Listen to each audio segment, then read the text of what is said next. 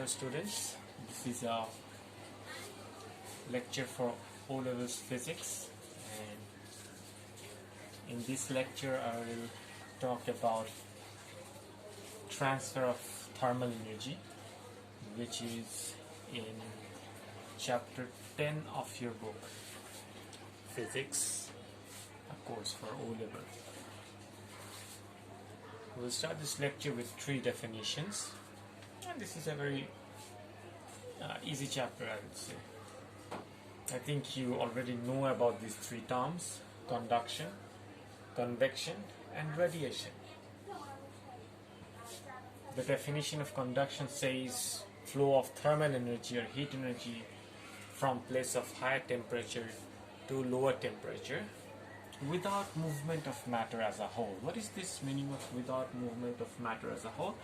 You will understand it when I explain after this. Flow of thermal energy from high temperature to lower temperature by movement of fluids.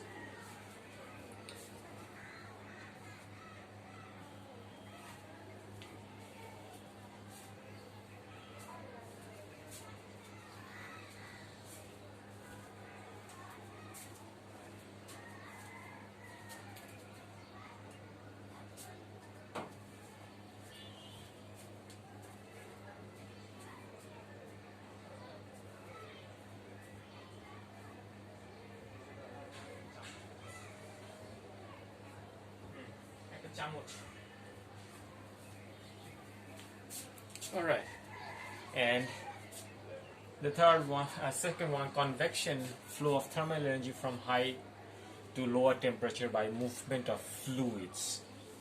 Okay, I mean a particle will, let's say a particle in a fluid gets heated, becomes warm,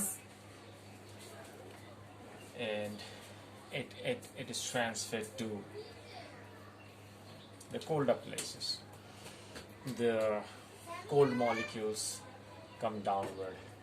We'll have a better explanation of this. Let's look at the definition first. Radiation, it's a flow of thermal energy from one place to another by means of electromagnetic waves. There is one thing important, that for radiation you don't need any medium, no medium required. Heat energy will transfer from here to here without any medium. From here to here, no medium required. Only possible through radiation. But conduction and convection, you need medium. I'm giving you an analogy, an explanation that will get that will make it easier for you raising this part.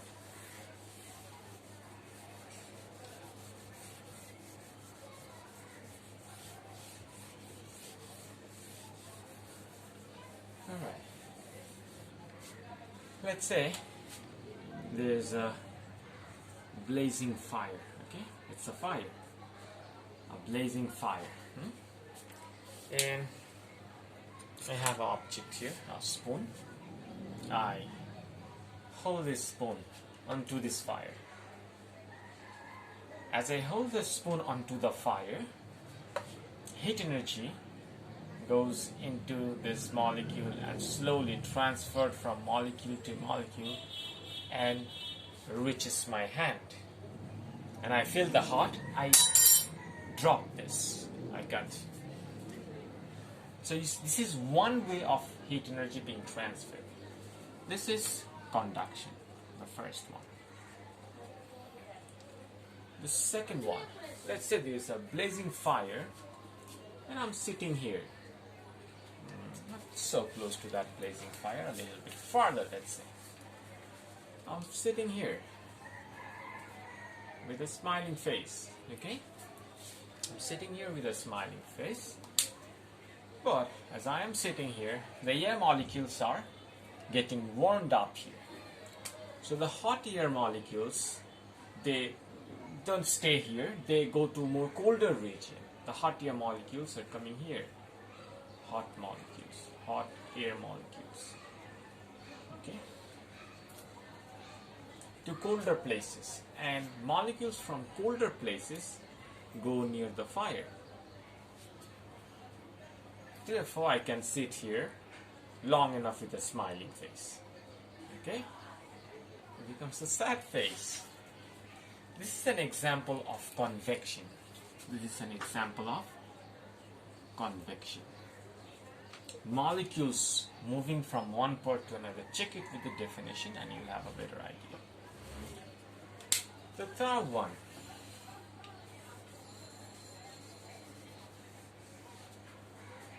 Let's say there's a blazing fire, but this is inside a box. Inside a box, let's say I've made it, and this is a vacuum, right? This is a vacuum. Nothing inside it but just a fire. And I'm sitting here with a smiling face again. Now remember, this time it's a vacuum, but now there's a problem. You should ask this question. If there's a vacuum, how come there's a blazing fire? Because for fire you need oxygen. Oops, so there's a problem. So I'm changing this. Let's say I'm changing this one, this blazing fire, with a red hot filament. This is a filament, red hot filament, okay? Red hot filament. Once again, in this case, you will see that I won't be able to sit here with a smiling face. Very soon, this will turn into a sad face because this will get warm and warm and warm. How is this happening?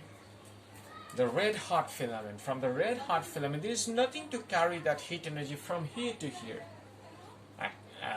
Conduction and convection, at least. There is no conduction, there is no convection. If there were some air molecules, you would have said, okay, air molecules warmed up, going. But still, you will not be able to sit here. This is due to radiation. Okay? This is due to radiation. So this is an example that will give you a better picture of what is happening in conduction, convection, and radiation. Alright? Let's go to the next part. I hope you have understood this part. We'll go to the next part of this lecture.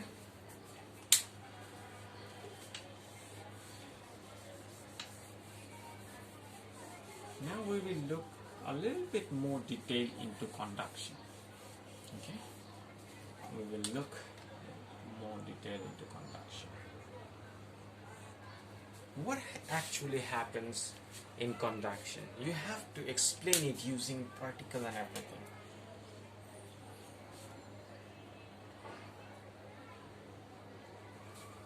During conduction, let's say this is an object. This part is getting heated. Very soon you will say this part is also heated up. You cannot hold on to this part. You will feel warm. When one part gets heated,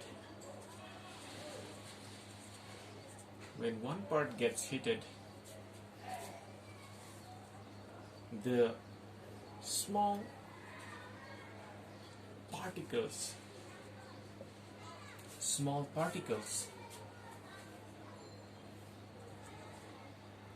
move from one end to another. The small particle that we're talking about here is electrons in case of metals. But what about insulators? If it's a plastic rod, let's say it's a plastic rod, and you keep it near a fire, it will get heated. Not as quick as a metal body, but it will get heated. It will become warm up. How is that happening? There is no small particles moving from one part to another. This happens in metals. So remember, there are two types of conduction. One is that is happening inside a metal, and the other is in insulators, in non-conductor materials. What is happening there? One molecule, this is 1 and 2. One molecule is heated up, or gets heated up. One molecule gets heated up and hits up neighboring molecule. Hits up neighboring molecule. Can you follow me with this? And so on and so forth.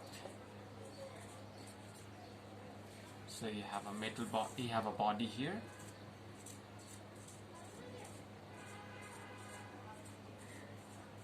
This one gets hot, hits this one, which in turn hits this one. So that's how the energy is transferred from one place to another in conduction.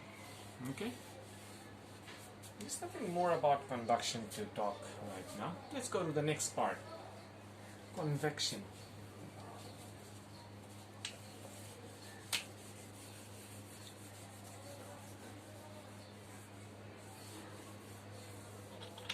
What is convection?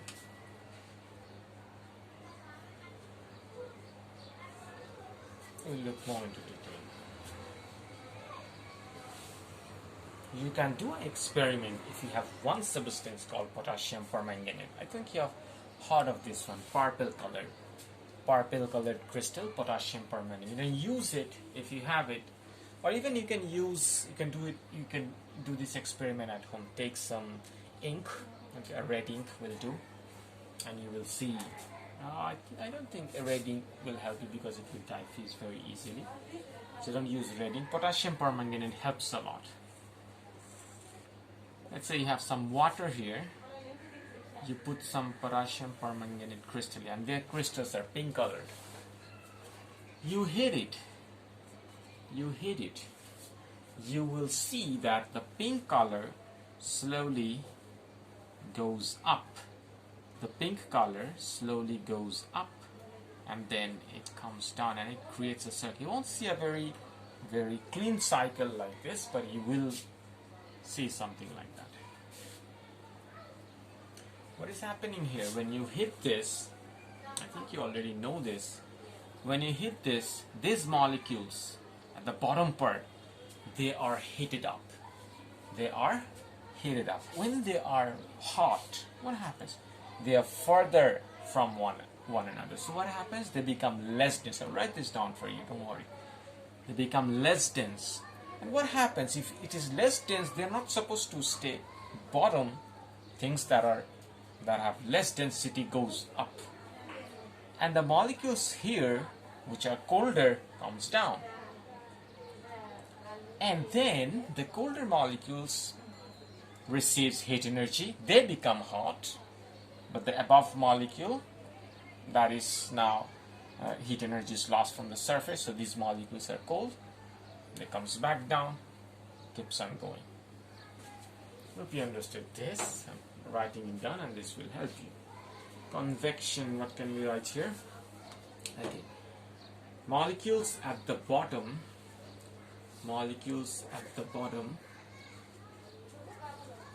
gain thermal energy. Gains thermal energy. And what happens? If it gains energy, the molecules will move apart. You know this, how solid is turned into a liquid.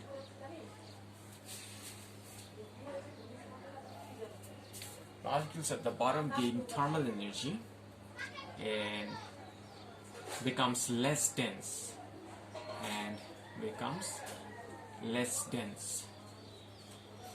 Dense, cooler molecule from top falls at the bottom, okay, which in turn gains thermal energy,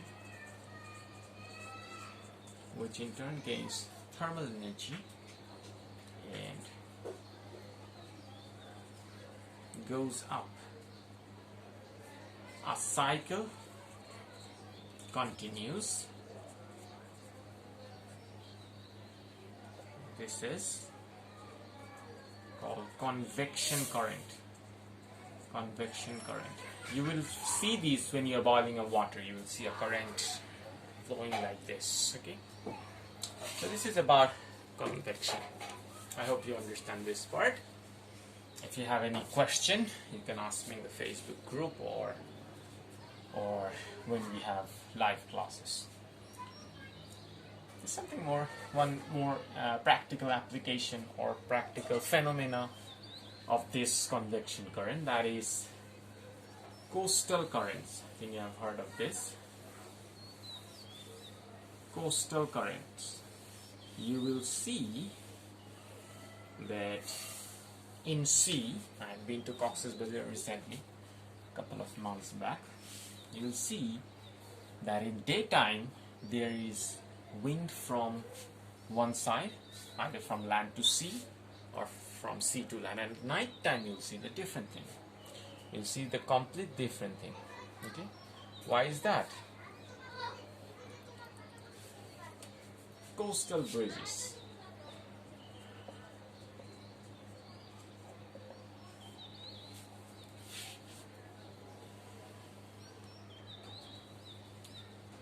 During day, the land hits up quicker than the sea. Why do you think this happens? Why will the land hit up quicker than the sea? Because, why? Because land has lower specific heat capacity. Remember this, lower specific heat capacity. If something has a lower specific heat capacity,